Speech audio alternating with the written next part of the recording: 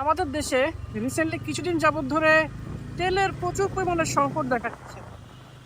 এত পরিমাণে সংকট দেখা দিচ্ছে যে ধরতে গেলে বাংলাদেশের কোথাও তেল একদম নাই, একেবারে নাই, মানে একেবারেই নাই।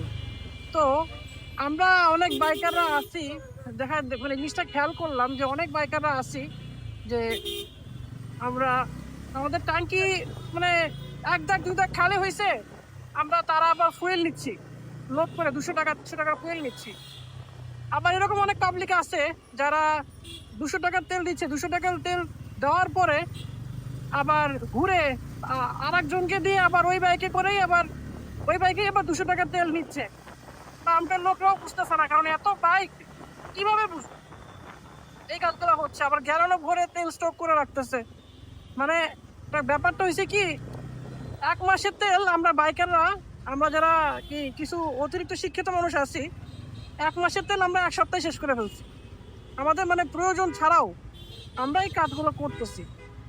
এখন কথা হচ্ছে, আমাদের যতটুকু প্রয়োজন আমরা যদি অতটুকু না নিয়ে যদি বেশি নিয়ে যদি স্টক করে রাখি, আপনার তো বাকি মানুষদেরটাও বুঝতে হবে। ব্যাপারটা হয়ে গেছে কি যে নিজে বাঁচলে বাপের না।